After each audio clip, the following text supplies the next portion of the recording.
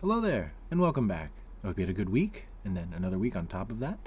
Today we're going to look at some of the V10s and one fairly large V8 vehicle that I showed off at the end of the last video. We're going to list off their specs, show what they look like, put them through a lap of the racetrack, the usual thing. But I think for the V8 one, we're going to set up some cool slow motion crashes because I did design it to be this big blocky battering ram. And then we'll probably take the V10s over to a top speed circuit so that we could show off the top speed and the top end power. I did create my own enemy cars from the base game vehicles with some unbreakable engines and turbos so that they're a little bit faster and they could kind of keep up, at least for a little while longer, against some of these higher tiered cars. And maybe we'll include a few other things as well. But I think that's it. So please, without further ado, enjoy. Well, alrighty, here's our first car. This is the TazzNet Axiom Premium Track Coupe. It is a all-wheel drive kind of GT car with more aggressive styling than the Vento. It's powered by a 5.6-liter naturally aspirated V10 that makes 631 horsepower and 436.8 torques. It spins up to 8,200 RPM and it gets 22.4 miles per gallon. It has Viper kind of styled wheels, and we'll go up against it in the first race, and I'll link to it, of course, in the description. Has a similar back end to the Vento, but with more kind of simplistic tail lights. And also, we're going to visit that car later on in the video, and we're going to crash it into some stuff. Probably not automation cars because they're mapped terribly, but we're definitely going to crash it into other cars. So without further ado, let's just get started with the racing.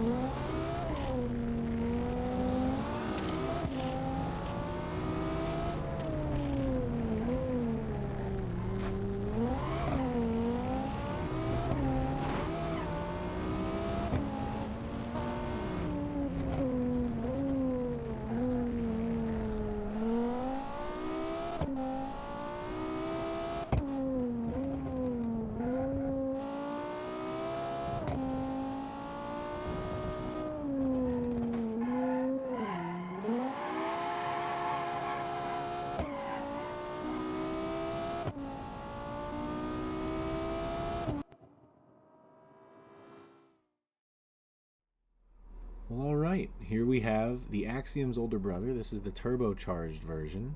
It has the same 5.6-liter V10 as the base model, but obviously with twin turbos on it, bringing its power up to 861.9 horsepower and 601.6 torques. Spins up to 8,500 RPM, and it gets actually more gas mileage at 23.9 miles per gallon, even though it weighs 400 pounds more at 4,420 pounds.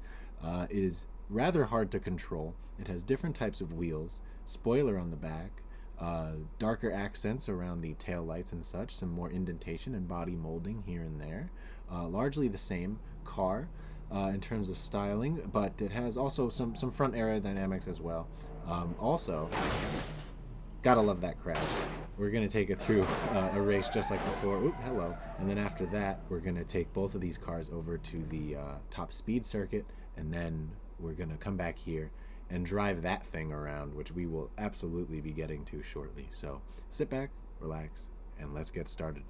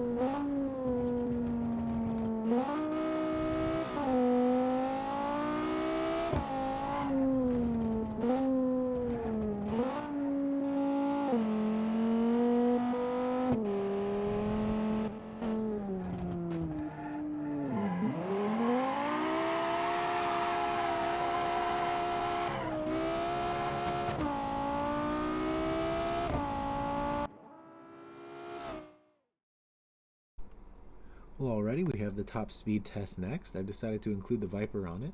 I'm going to be driving the Twin Turbo 1 and freezing it when we get to the top speed. And yeah, let's just do it.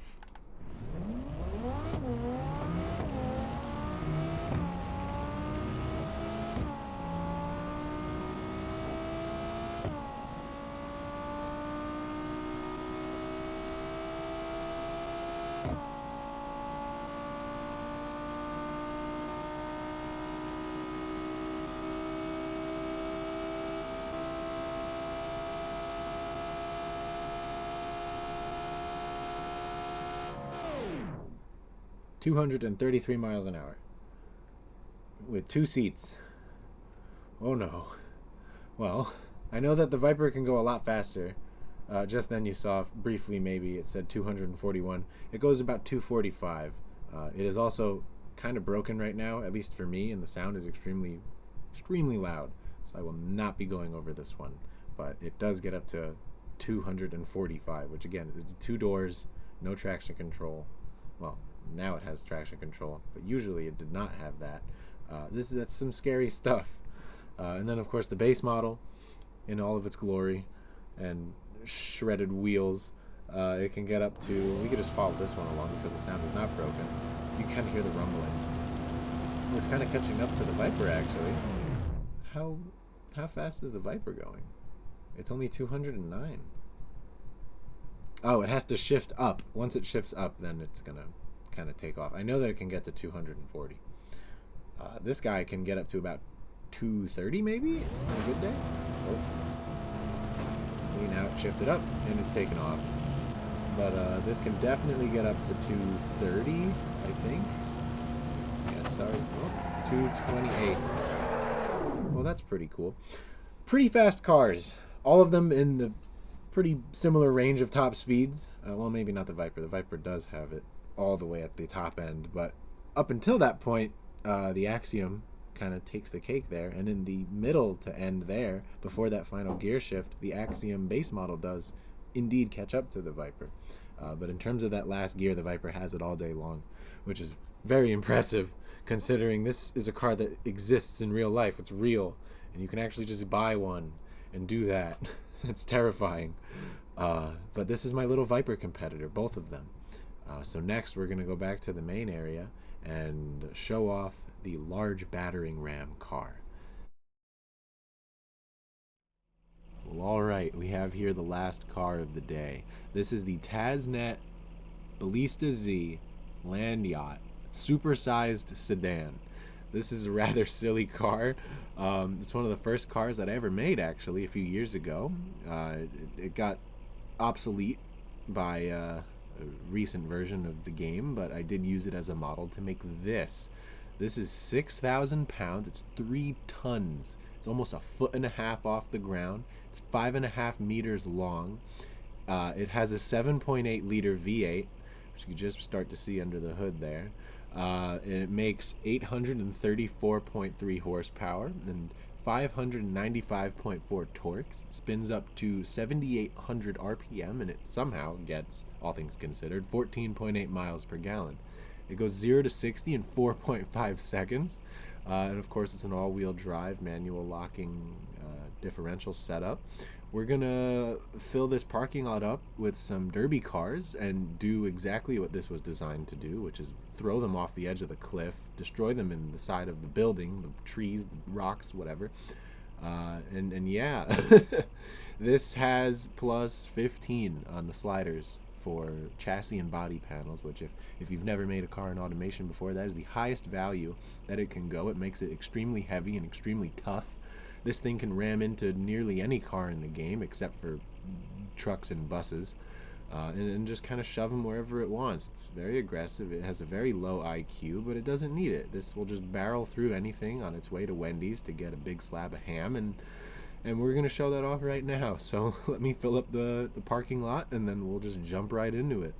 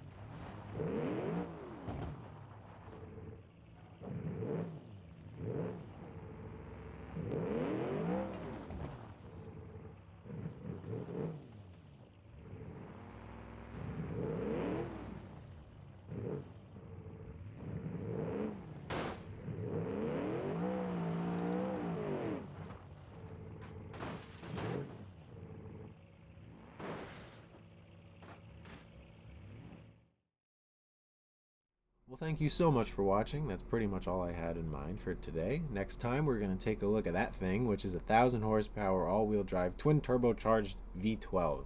But for now, it's just going to chase me around, probably catch up to me, and then we're just going to smash into some stuff, and that'll be that. So hope you enjoyed, and let's go.